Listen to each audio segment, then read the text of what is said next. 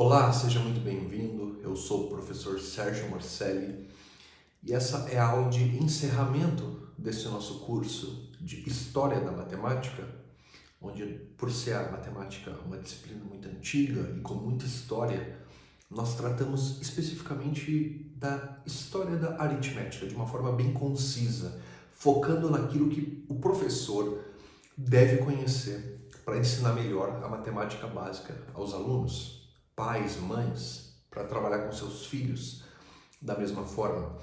E hoje a gente entra naquilo que realmente importa. Então, tudo que a gente viu até agora corria para esse momento, que é o momento em que nós vamos analisar o nosso sistema de numeração. Nosso sistema tão conhecido por nós, que está tão presente hoje na nossa vida, esse sistema com 10 algarismos de valor posicional, de sistema decimal. Saber matemática básica é saber operar com esses números, é saber somar, multiplicar, dividir, subtrair, nada mais do que combinar esses números e assim resolver problemas e aplicar a matemática, ok? Então bem, vejam, quando nós olhamos, e nós olhamos de uma forma muito concisa, até mesmo um pouco abreviada, mas nós olhamos a história da aritmética vendo como alguns povos lidaram com o sistema de numeração. E o que nós observamos é basicamente o seguinte: nós procuramos ver em cada um desses povos que nós visitamos, que foram os egípcios, os babilônicos, os romanos e os chineses, nós procuramos ver como eles resolviam aqueles problemas que os números trazem para nós. Quais são esses problemas? Vejam, quando a gente pensa em representação dos números e operação dos números, esses são os problemas. O problema de você, primeiro, representar as quantidades de alguma forma, desenvolver símbolos para escrever os números, criar símbolos, criar algarismos para as quantidades. Esse é o primeiro problema. É você escrever um número que represente uma quantidade de uma forma precisa e onde não haja dúvidas de que aquela quantidade é exatamente aquela e não outra. O segundo problema é, muito bem, agora que a gente consegue representar os números, como eu opero com esses números? Então, se eu recebo uma informação, e os números, eles são, de certa forma, informação também, se eu recebo uma informação numérica, como eu opero com essa informação, como eu efetuo uma subtração, como eu multiplico, divido e assim por diante. Então os povos eles estavam lidando com isso. Primeiro, escrever números, ler números de uma forma confiável e segundo, operar com números.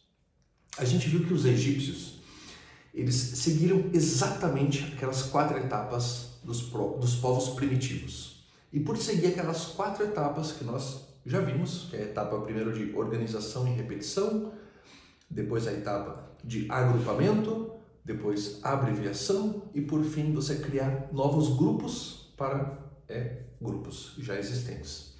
Os egípcios eles seguem esse passo a passo e eles criam um sistema engenhoso, curioso e, como eu disse para vocês, muito bom, né? E um sistema que se comunica com os nossos sistemas, se comunica com o sistema dos outros povos, como nós imaginamos esse diálogo. Então, depois da gente conhecer o sistema egípcio, a gente viu o sistema babilônico, que também tentava responder a esses problemas que os números nos trazem. Então, para representar os números, eles propuseram uma saída alternativa para os egípcios. Então, o sistema babilônico é o sistema egípcio com uma outra base. Eles trabalham com a base sexagesimal e não a base decimal, como os egípcios trabalhavam, e eles propõem uma solução para o problema dos egípcios. Os egípcios eles tinham um problema de sempre precisar de novos símbolos para novos grupos, e eles propõem uma saída. Nós vamos fazer toda a aritmética com apenas 2 símbolos. Depois a gente viu que os romanos eles também, de certa forma, respondem aos egípcios. O sistema romano é o sistema egípcio com uma solução de aumentar os símbolos. Então, agora, em vez de apenas a gente ter um símbolo para unidade, um símbolo para dezena, a gente tem uma parada intermediária. A gente tem o V, que é o símbolo para o 5. A mesma coisa, a gente tem o X para o 10, a gente tem o C para o 100 e a gente tem o L para o 50, então a gente tem uma parada intermediária. E os romanos, eles têm uma saída genial para operar com os números. Os egípcios, para operar com os números, eles tinham aqueles discos, como nós mostramos. Já os romanos criaram a tábua. Os chineses criaram algo ainda mais sofisticado para operar com os números, que foi o ábaco japonês, especialmente o soroban, que permite você fazer contas de uma forma muito rápida, muito ágil. E o nosso sistema de numeração, ele responde, ele entra nesse contexto. Ele precisa também responder a essas perguntas. Primeiro, como a gente representa os números de uma forma prática, fácil e confiável e acessível, de tal forma que qualquer pessoa possa receber o número e saber de que quantidade aquele número trata. E também, como a gente opera com esse sistema numérico. E a solução que os hindus eles oferecem para esse problema dos números, ela me parece uma solução definitiva, porque ela é realmente muito genial. E nós vamos entender aqui como funciona, ok? Então, quando a gente está falando do sistema de numeração dos hindus, nós estamos falando do nosso sistema, ok? O sistema indo-arábico, que surge em meados do século VI, pelos árabes levado para a Europa, e na Europa ele é difundido, talvez o maior responsável por difundir esse sistema de numeração na Europa foi o Leonardo de Pisa, o Fibonacci, ali no século XII, XIII, tá bom? Então, o nosso sistema de numeração já é conhecido por nós estamos falando do sistema que possui esses símbolos que nós tanto usamos hoje. Então, 1, 2, 3, 4, 5, 6, 7, 8, 9 e o 0, tá bom? Então, aqui apenas algumas observações. Vejam, vamos fazer um mais bonito aqui, né? Primeira observação é o seguinte: esse sistema de numeração, ele surge no século VI. Então, ele não surge com esses símbolos, os símbolos são outros. Se vocês procurarem na internet, vocês vão encontrar uma evolução desses símbolos no tempo. Então, o 2 não era desse jeito, o 3 não era desse e tal. Eles mudam até que eles adquirem essa forma em meados do século XV. Mas a ideia sempre foi essa. A ideia sempre foi você ter um símbolo para cada um dos números dentro da primeira dezena. Então, primeiramente, quando o sistema surge, a gente tem os algarismos de 1 a 9. O 0 ele ainda não existe. O 0 ele vai surgir num contexto mais prático para marcar posição, principalmente para os comerciantes, e depois ele vai ser realmente adotado e incorporado ao sistema. Mas como a ideia aqui é voltar, de certa forma, a ideia original dos criadores, o que eles pensavam, por que eles criaram esse sistema. Veja, eles entraram nesse debate, a gente vê que os povos, eles estavam tentando fazer algo. Como eu disse para vocês, a gente imagina o sistema babilônico como o sistema egípcio modificado. E a gente imagina o sistema romano como o sistema egípcio modificado de uma outra forma. Não que esse diálogo ele tenha existido, que você encontre um autor babilônico comentando o sistema egípcio e propondo uma solução para o problema dos novos símbolos, ou que você encontre um autor romano comentando os sistemas prévios. Não. Mas vejam, esses povos eles estavam tentando algo. E é isso que nos liga, de certa forma. É isso que nos permite compreender o sistema deles e ver que, de alguma forma, o nosso sistema conversa com esse sistema prévio, porque nós não estamos afastados. Quer dizer, nós aqui estamos usando esse sistema que prevaleceu, que tem vantagens, mas que, de certa forma, bebe nesses sistemas primitivos e só foi desenvolvido e aprimorado porque houve trabalho humano que antecedeu o desenvolvimento desse sistema. Bem, então, vejam, como eu dizia aqui para vocês, esse sistema quando surge, ele surge sem o marcador de posição, que é o 0, que representa a ausência de quantidade. É isso que o 0 representa. O 0 representa a ausência de quantidade. Então, veja, como é que a gente representa os números aqui? São dois problemas, tá?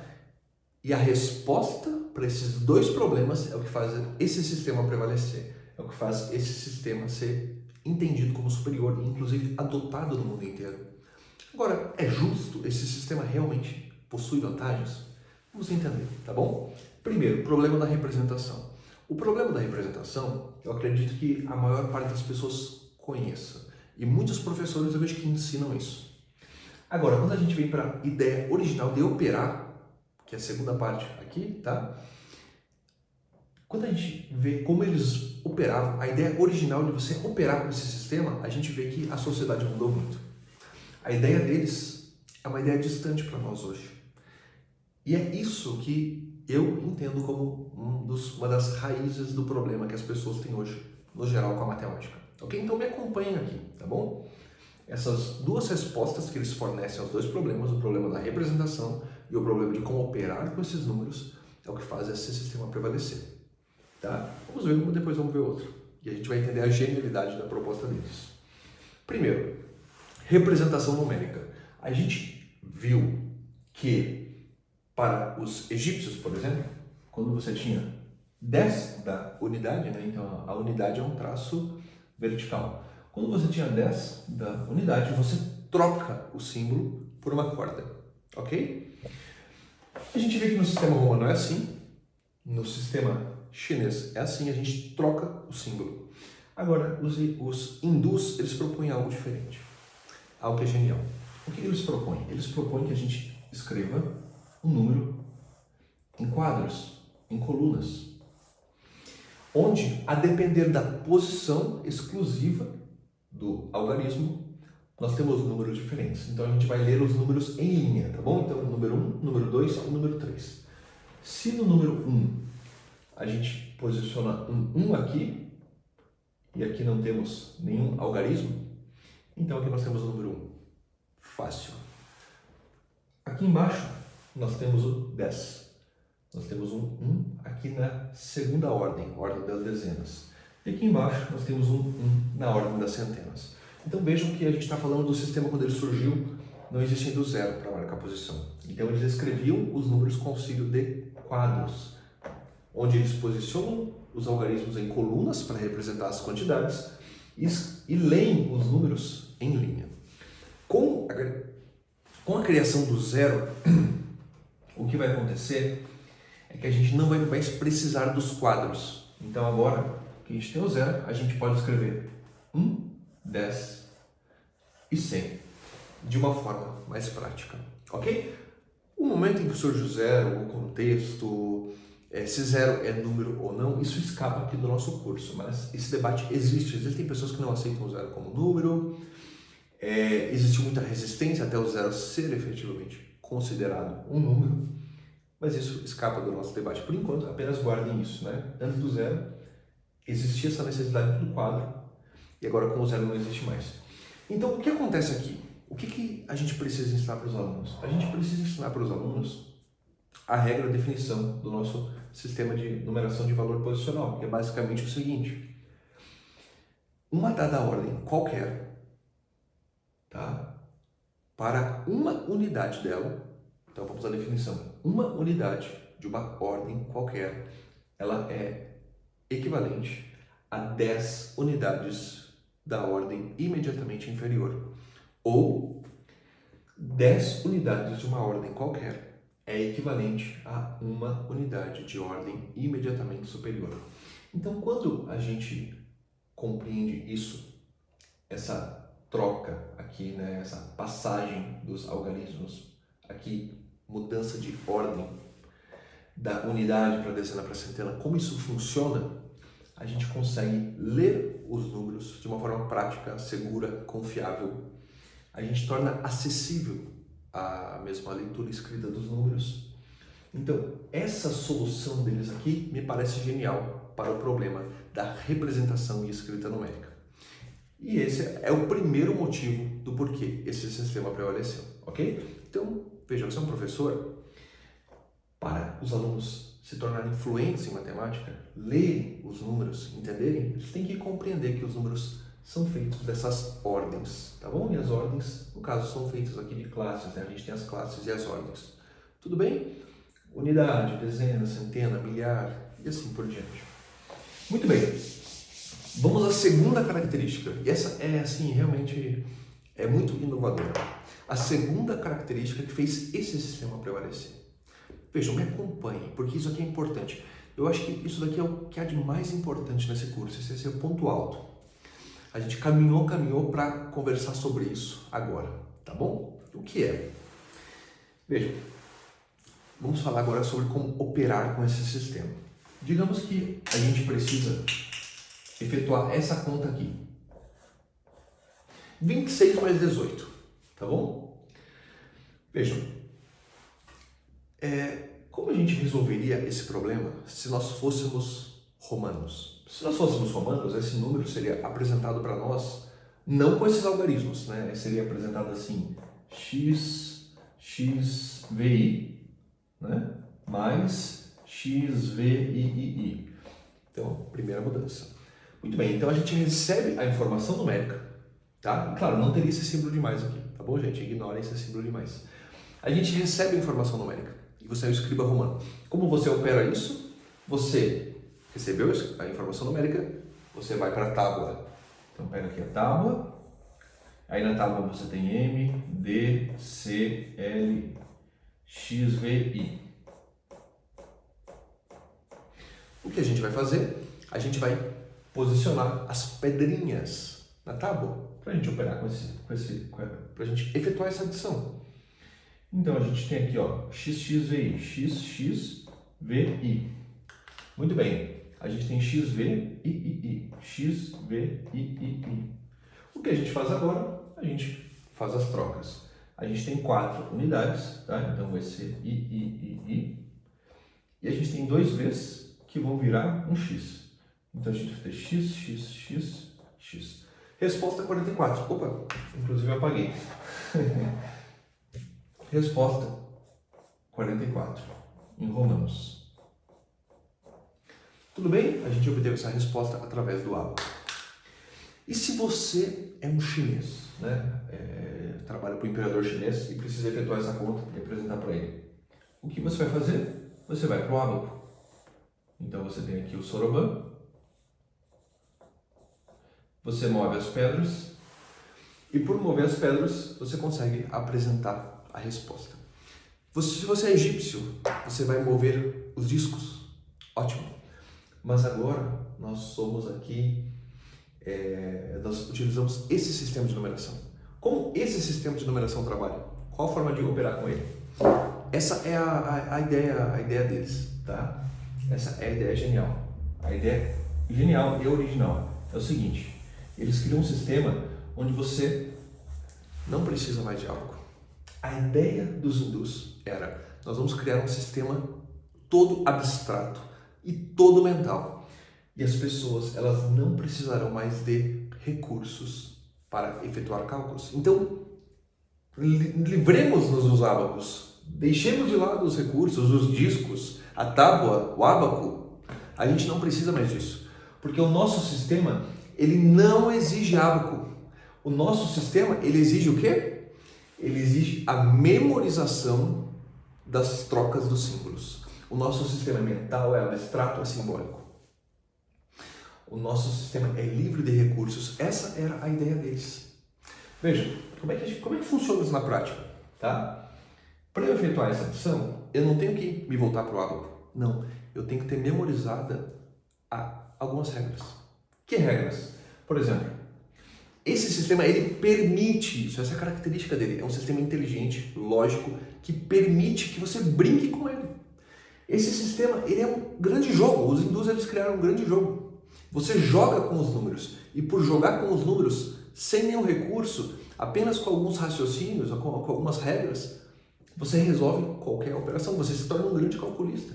Existem grandes calculistas que são treinados nesse sistema, apenas por memorizar algumas regras, eles são capazes de fazer qualquer tipo de conta muito rapidamente, sem depender de nenhum recurso.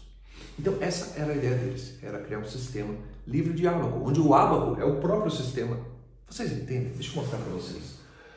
Para eu efetuar essa operação, eu não precisava nem escrever, tá? Eu podia efetuar tudo mentalmente. Vejam, gente, eu vou dizer algo óbvio, mas que tem que ser dito. Nós estamos aqui, tá? Sistema romano, sistema chinês, árabe, sistema hindu. Nós estamos falando aqui de uma época quando todos esses sistemas existiam, inclusive quando esse sistema foi criado no século VI, século VII, uma época onde você não tinha papel em abundância, você não tinha calculadoras, muito menos. Então as pessoas elas dependiam muito mais do cálculo mental. Muitas vezes o cálculo mental dependia a vida e a sobrevivência delas, poder operar de certa forma rápida com os números. Então, para a época, essa é a saída que, inclusive, torna o estudo da matemática mais acessível. Por quê? Porque agora, para você operar com a matemática, você não precisa de uma tábua e nem de um ábaco. Você precisa apenas guardar uma série de regras. Então, essa era a ideia, mesmo libertadora, a ideia incrível deles. Vamos memorizar algumas regrinhas, memorizar os fatos fundamentais, e qualquer pessoa que fizer isso vai se tornar um calculista. Então vejam, como eu resolvo 26 mais 18? Hoje a gente faz assim, tá? A gente arma um algoritmo vertical, tá? Isso aqui, veja, os algoritmos verticais, gente, eles não surgem no século VI, os algoritmos verticais, inclusive aqueles que as pessoas detestam na escola, eles são recentes. A maior parte dos algoritmos verticais são recentes, tá? E mesmo dos algoritmos que ensinam nas escolas, eles são recentes. Originalmente a ideia era outra, eu já vou mostrar para vocês qual era, tá? E é importante que a gente volte à ideia original, porque a gente entende o que eles pensavam quando eles criaram esse sistema que é tão engenhoso e definitivo. Basicamente, tá? Para qualquer tipo de adição, para essa ou para uma muito longa, a gente sempre vai analisar os números dígito a dígito. Então, o que eu vou pensar? Eu preciso analisar a ordem das unidades e eu preciso analisar a combinação da ordem das dezenas. Então, 6 mais 8 pode ser qualquer adição aqui. Eu vou analisar dígito a dígito. Então, 6 mais 8 é o quê? 6 mais 8 é um fato da tabuada. É um fato fundamental. E fato fundamental, eu faço o quê? Eu memorizo. E por memorizar esse fato fundamental, eu estou habilitado a efetuar qualquer tipo de adição mentalmente. Era isso que eles pensavam. Então, 6 mais 8 é o quê? 14. Vai 1. 1 mais 2 mais 1, 4. 44. Então, esse sistema, novamente, não exige ábaco. Ele exige o quê? A memorização das trocas dos símbolos. E que memorização é essa, gente? Eu quero mostrar para vocês. Vamos conversar, porque eu acho que vale a pena a gente se entender um pouco nisso. Ok? Primeiro, isso daqui, 6 mais 7, igual a 13. Isso daqui é um fato fundamental. É uma combinação dos números dentro da primeira dezena. Ok? Então, quando você memoriza uma série de regras, você está habilitado a operar com esse sistema. A ideia toda era essa. Mesma multiplicação, 6 vezes 7, 42. Como é que você faz? Você memoriza essas regras. E por memorizar, você se torna um grande calculista, ok? Mas veja, quer dizer, então, que a matemática, ela se reduz à tabuada, se reduz a memorizar tabuada de adição, tabuada de multiplicação, a tabuada de divisão, 42, veja, se 6 vezes 7 é 42, 42 dividido por 6 é 7. Eu nem pensei. Isso aqui está gravado. E é isso que permite você operar com esse sistema. Essa era a ideia original. Ok? Mas veja, talvez essa pergunta seja justa. Quer dizer que essa matemática, essa aritmética, se resume a memorizar a tabuada? Não, é claro que não. Memorizar a tabuada é a educação das crianças. É o primeiro passo. Como eu disse para vocês, para você operar com esse sistema, você memoriza a tabuada, memoriza fato fundamental e memoriza uma série de regras que permitem que você calcule de forma muito rápida, sem depender de ábaco. Eu vou mostrar algumas aqui para vocês, tá bom? Cálculos que seriam impensáveis em outros sistemas. Esse sistema, por causa da sua lógica de escrita, a sua lógica interna, ele permite que aconteça. Vejam que curioso. Esse sistema, desenvolvido no século VI, quando os árabes tomaram conhecimento dele, entenderam o seu funcionamento, eles disseram, é isso que a gente precisa de um sistema assim para as nossas transações comerciais e mesmo para a satisfação do nosso anseio. A gente viu aqui que a matemática não é movida só por necessidade, mas existe um interesse genuíno, uma vontade natural humana em ver beleza, em ver ordem, em enxergar padrões. E esse sistema, ele é todo cheio de padrões. Então esse sistema, como eu disse para vocês, é um jogo repleto de padrões. E desses padrões você tira regras para resolver qualquer tipo de problema que facilitam a nossa vida. Então os árabes, quando eles tomam conhecimento desse sistema, eles adotam, tanto que esse sistema é conhecido como sistema indo-arábico, e eles difundem esse sistema, levam para a Europa. Na Europa a gente tem o Leonardo de Pisa, e o Leonardo de Pisa escreve o Liber Abaci, defendendo esse sistema nesses termos, falando, gente, aqui está um sistema que não precisa de ábaco. Aqui está um sistema que, se você memoriza uma série de regras, você consegue escrever números muito grandes, primeiro, representação, você consegue escrever números muito precisos e você consegue operar com facilidade. Você consegue operar sem ter que dispor de recursos. Então, a matemática aqui é mais acessível, inclusive. E, vejam, de que forma tudo isso acontecia? Eu disse para vocês que não é só com a memorização da tabuada, né? A memorização da tabuada é o primeiro passo. Se você chegar com um formulador desse método e dizer que você não memorizou a tabuada, você não guardou esses valores, ele vai dizer que, bem, você não pode continuar no estudo dessa aritmética. É esse o pensamento deles, é isso que eu quero que vocês entendam. Nós vivemos hoje outro tempo, nós vivemos num tempo onde a memorização é desrecomendada. Então o que a gente tem? A gente tem uma quebra de continuidade. Esse sistema ele foi pensado, a nossa aritmética, os nossos números, o intuito dos seus criadores, o intuito de quem difundiu esse sistema foi: nós vamos criar um sistema mental abstrato, onde você memoriza uma série de regras e você está habilitado na aritmética. E aí, de repente, memorizar se torna desrecomendado. Nós já vamos comentar um pouco o que a gente faz para resolver esse conflito. Por enquanto, vamos apenas entender algo a mais aqui. Eu disse que não é só tabuada. Como assim não é só tabuada? Eu quero mostrar algo para vocês. Vejam, pensemos numa conta, como por exemplo essa daqui. 93 vezes 89. Vocês pensem no trabalho de você efetuar uma multiplicação dessa no sistema egípcio ou no sistema romano. E mais, né, a escrita desses números e a operação, etc.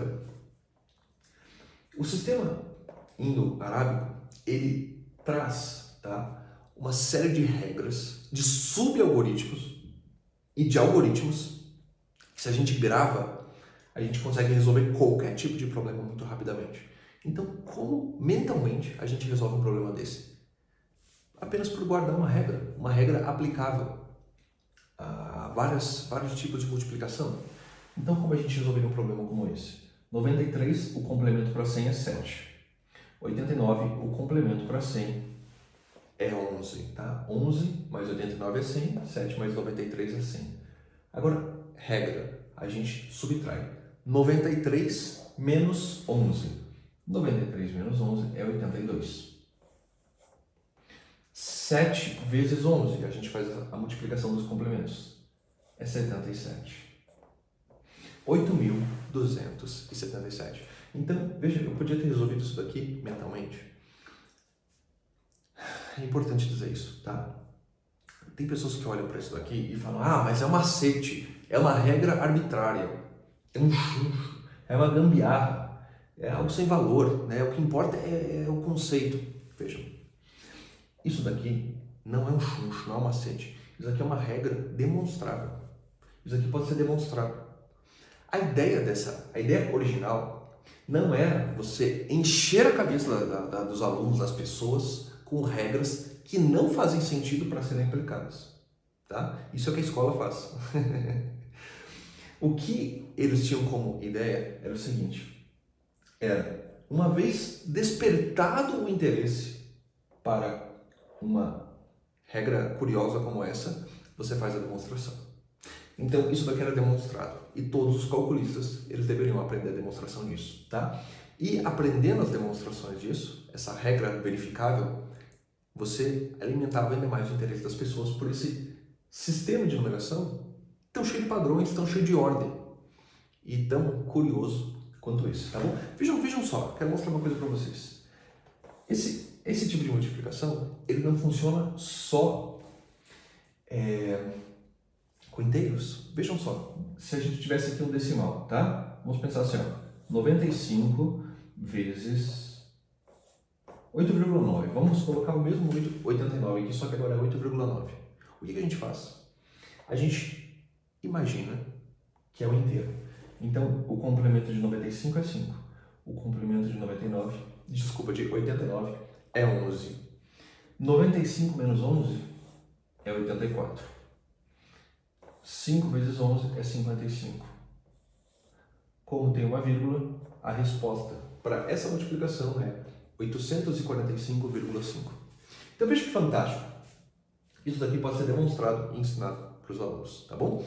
Então, quem aprendia essa aritmética originalmente fazia o quê? Memorizava uma série de regras para aplicar na sua vida prática, sabendo o quê? Sabendo que você não tem papel, não tem calculadora e que muitas vezes você depende disso, você é um escriba, um calculista, o seu trabalho é esse, você é um comerciante e você precisa, de certa forma, estar sempre pensando nos números, ok? Então, vejam, vou mostrar mais um exemplo aqui para vocês de regras que você memoriza para esse sistema numérico e que facilita a sua vida. Por exemplo, uma multiplicação do tipo 29 vezes 31. Novamente, uma multiplicação difícil para alguns tipos de sistemas numéricos, para alguns sistemas numéricos. Mas esse tipo de multiplicação aqui, ó, vejam que nós temos uma sequência 29, 30, 31. Esse tipo de multiplicação ele é resolvido como 30 ao quadrado menos 1. Então o que nós temos é o número intermediário ao quadrado menos 1. É uma regra. É uma regra perfeitamente demonstrável e qualquer pessoa versada aqui na álgebra básica é capaz de demonstrar isso daqui. Ok? A gente sabe que 3 ao quadrado é 9, portanto 30 ao quadrado é 900. Menos 1, a gente tem a resposta que é 899. Então, gente, os algoritmos verticais, como é que é na escola ele fazer isso daqui? Na escola ele fazer assim, 29 vezes 31, aí você multiplica aqui, multiplica ali, né? Faz o mais, soma. Isso daqui é recente, gente. Isso daqui ele surge num contexto em que as pessoas começam a pensar, peraí, eu não posso mostrar regras assim porque eu preciso que a criança entenda. Só que nesse anseio de entender, é curioso, mas nesse anseio de entender, muitos professores tornaram a matemática odiosa e fecharam os alunos à possibilidade do entendimento. Então, para a ideia original, a ideia do curso é essa, a gente visitar a ideia original do nosso sistema. A ideia original era criar um sistema que parece um jogo, onde você joga, cheio de padrões, cheio de ordem. Isso desperta o interesse dos alunos e as demonstrações dessas regras é assim o ponto alto das aulas. Ok? Muito bem. Então vejam, falando um pouco mais aqui agora, tá? Vamos apagar isso aqui e falando um pouco mais agora sobre a memorização. Vejam, primeiro, esse sistema ele foi feito para ser memorizado e eu recomendo que você trabalhe a memorização dos fatos fundamentais, tabuada de multiplicação, tabuada de adição, com seu filho. Isso aqui é o primeiro passo para ele dominar a operação desse sistema, né? Então, para ele aprender a ler números, escrever números, ele vai ter que aprender o que seja unidade, dezena, centena e assim por diante. Agora, para operar com a matemática, ele vai ter que saber de cor quanto é 7 vezes 8. Por quê? Porque se ele vai resolver um problema de matemática e ele está com o seu raciocínio, né, a sua inteligência carregada ali de informação, ele tem que interpretar o texto, ele tem que pensar na solução do problema, ele tem que prestar atenção no que o problema está pedindo. Se ele, nesse cenário todo, ele ainda não lembra quanto é 7 vezes 8, ele está ali, né, interpretando o problema e tal, e de repente chega no 7 vezes 8, ele não lembra, ele trava. Então, memorizar a tabuada, memorizar os fatos fundamentais, saber de cor que 7 vezes 8 é 56. É isso que alivia o raciocínio para poder trabalhar com os nossos números. Essa é a ideia original, essa ideia permanece até hoje. Então, esse sistema ele foi feito para ser trabalhado assim, com auxílio da memorização, ok? Os algoritmos verticais eles surgem posteriormente e essas regras que eu disse para vocês não são macetes, são regras demonstráveis, elas permanecem curiosas, vivas, interessantes para a gente ensinar os alunos, tá bom? Quanto aos concretos, né? Eu disse para vocês, esse sistema ele foi feito para ser livre de ábaco, livre de recurso, livre de dispositivo, só que ele não era ensinado para crianças de 6 anos, 7 anos, como a gente faz hoje.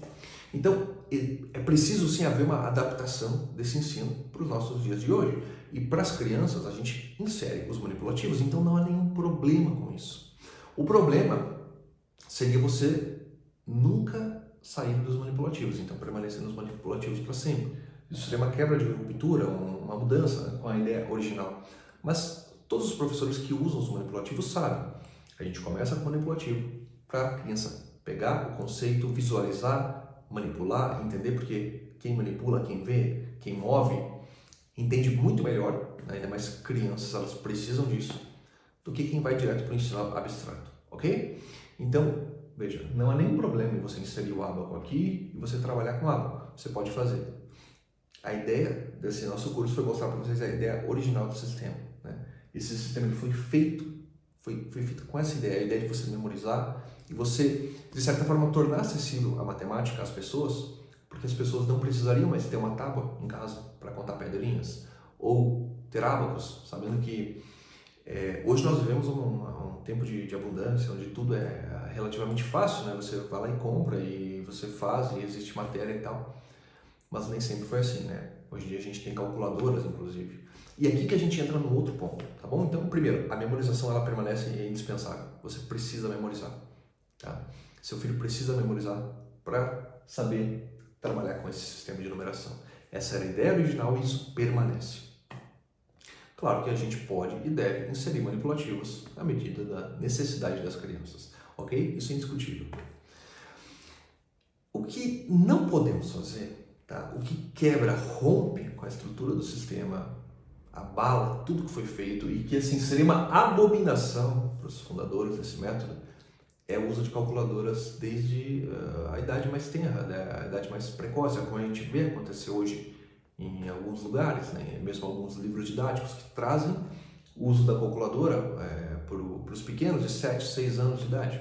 Então isso é uma quebra de paradigma, isso é uma mudança. Como eu disse para vocês, quando uma criança está resolvendo um problema de matemática e aparece lá um 7 vezes 8, ela precisa ter isso memorizado. 7 vezes 8 é 56. Isso traz para ela, primeiro, um repertório. Ela tem uma certa memória numérica. Ela já viu os números, já operou com os números, já trabalhou com os números. Então ela é, de certa forma, amiga dos números. Quando aparece um 7 vezes 8, ela, opa, é 56. E ela prossegue no estudo dela. Agora, existe uma certa visão hoje de que essa continha é uma pedra de tropeço. Então o que a gente faz? A gente dá uma calculadora para a criança. Para quê? Para que quando ela for resolver o problema e chegar no 7 vezes 8, ela aperta os botões e descobre que é 56 e segue no problema e aplica a matemática. Só que quando a gente faz isso, a gente rompe com a ideia original. A gente rompe mesmo com a ideia da matemática como educação do raciocínio. A criança precisa pensar rápido, a criança precisa aprender a ter desenvoltura de argumentar, de perceber as coisas, de ter atenção. E quando você dá uma calculadora, você dá uma ferramenta de desatenção. Por quê? Porque você confia a sua atenção à calculadora.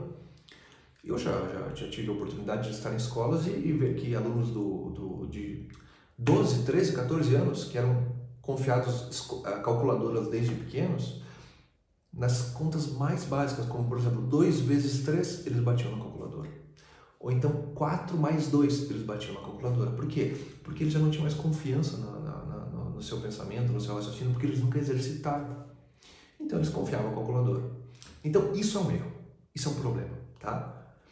Memorizar é preciso ser memorizado, tá? Como eu disse para vocês, a matemática não se resume a isso, né? Não se resume à memorização dos fatos da tabuada, não, mas ela é necessária para que a criança opere, aplique a matemática. Essa é a ideia original do sistema, isso permanece. Concretos. Eles, quando criaram o sistema, eles propuseram, né, um sistema livre de manipulativos, mas as crianças aprendem diferente dos adultos, então a gente pode inserir, ok? A gente sabe que a gente pode inserir, sabendo que o objetivo é chegar num ponto de trabalho sem os manipulativos, porque a matemática ela é abstrata, tá? E quanto às calculadoras, as calculadoras elas devem ser o máximo postergadas, né, e evitadas, né? Eu não usaria calculadora antes do ensino médio, ok? Então é isso, gente, olha, fechando aqui o nosso curso, tá? A gente basicamente viu, tá, que para você, se você é um escriba egípcio e trabalha com matemática, você precisa dominar aqueles símbolos, compreendê-los, né? Saber como se escreve números, como se lê números e operar com aqueles números, que é basicamente trocar discos, ok? Manipular os discos. Muito bem, você é um babilônico e quer trabalhar com matemática, vai entender aquele sistema cuneiforme, os múltiplos de 60, o valor posicional e como você opera com aquele sistema também. Romano, sistema de numeração romana e treino da tábua. Então você vai investir tempo na tábua, vai pôr pedra, vai tirar pedra, vai fazer combinações. Chinês, você vai compreender o sistema de numeração, vai manipular o ábaco e vai se tornar um exímio calculista, não tenho dúvida. Agora, para o nosso sistema, veja, você vai compreender o que é unidade, dezena, centena, vai aprender a escrever os décimos, centésimos e milésimos, né? Então o sistema é expandido, né, tanto para números precisos como para números muito grandes, vai compreender a troca das ordens e para operar, o que você vai fazer? Você vai memorizar uma série de regras. Então, o tempo que você investia na tábua romana, nos discos, o tempo que você investia em mover o ábaco, agora você investe em memorizar as trocas dos símbolos. Como eu disse para vocês, a gente memoriza as trocas dos símbolos. E por memorizar essas regras, a gente opera com a matemática, ok? Agora, veja, memorizar não é um bicho-papão. Existe um jeito certo de você memorizar a tabuada. Inclusive, eu tenho uma apostila de tabuada onde eu mostro qual a sequência correta de você memorizar os fatos fundamentais da multiplicação. Primeiro você remove concretos, aí você estuda o conceito da multiplicação, aí você vê ilustrações e das ilustrações você tira informação numérica e você resolve problemas, você resolve enigmas e de repente você já memorizou quase toda a tabuada. Aí resta ali alguns fatos difíceis e você faz um trabalho específico e você memoriza. Aí você escreve a tábua de Pitágoras. Está tudo na minha apostila de tabuada, no meu site. Então existe um jeito certo de memorizar. Aquele é o jeito certo. Ok? A memorização não deve ser como um quadro para onde você fica olhando e você fica lá 30 minutos olhando até você memorizar tudo aquilo. Não. É um trabalho mais ativo, como eu fiz no meu livro de tabuada. Ok?